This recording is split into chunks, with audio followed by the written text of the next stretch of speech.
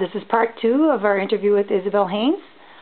Isabelle, can you give us a little bit, we were just talking about multifunction activity buses, and can you give us a little bit of a background on the whole issue of multifunction activity buses versus 15-passenger vans?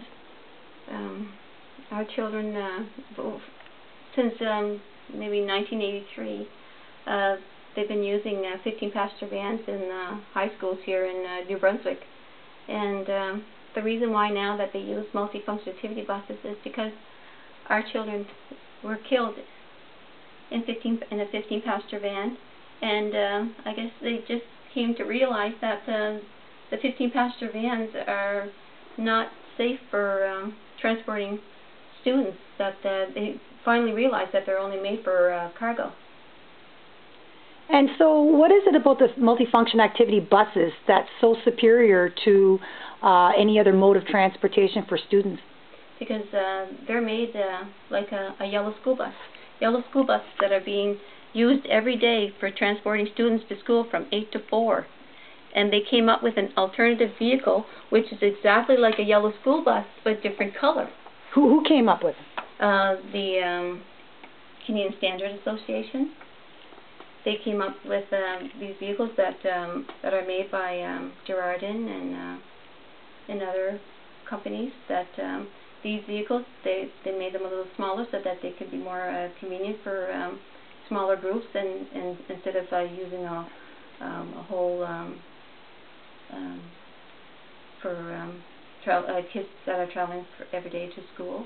So they made them a little smaller for them so that they can use them for transporting students, but it's exactly like a yellow school bus.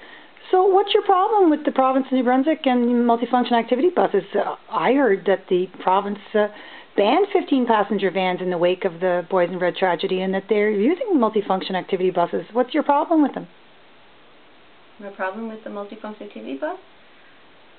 Well, I have no problem with the bus.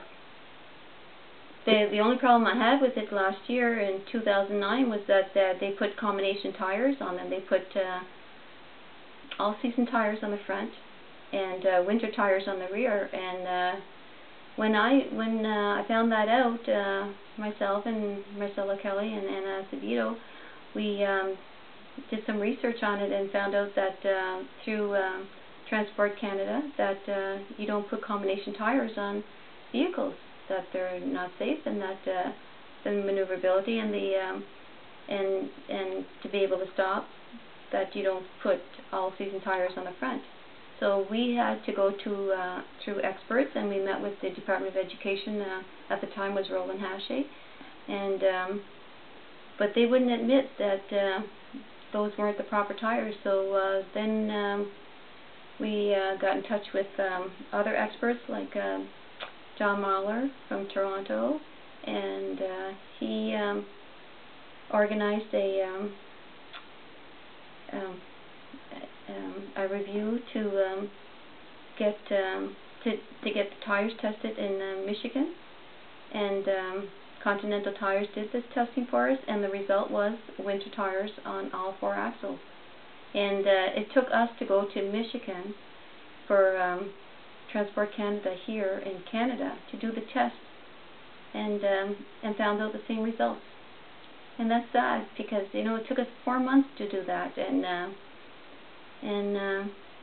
again, I feel that the Department of Transportation, Education, Public Safety here in New Brunswick is not taking it seriously enough, that when children are transported in after-school activities, that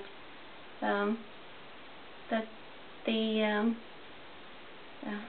do their utmost to protect them. So they've got the right buses now. They've replaced them with the 15-passenger vans. And with the multifunction activity They got buses, the right tires. They have the tires now. They know now that there are winter tires on the vehicles. So what's the next issue? The issue now is that they're not 15-passenger vans, and that the 15-passenger vans before these vehicles were introduced were driven by Class 4 drivers. Now these vehicles now are buses. They're buses that are actually the same as the yellow school bus. And yellow school buses, the Class 2 drivers are driving them, and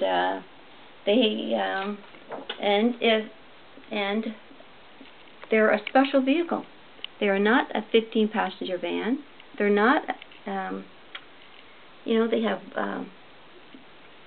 seats for 24 students, and they still have Class 4 drivers driving them. So what's the difference? What's wrong with the Class 4 driver?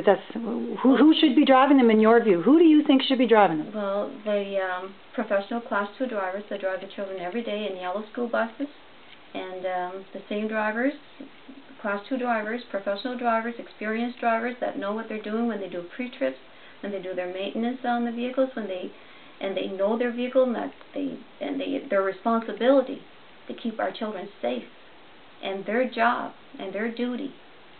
And the Class 4 drivers, they have a 7-day course, and they 7-day course? Oh my God! Please let me correct that. A 7-hour course, a 7-hour course with very minimal training. And then they put the volunteers behind the wheel and give them the responsibility and give them the duty of driving the children across New Brunswick. Okay, let's talk a little bit about the professional drivers in Section 3 of this interview.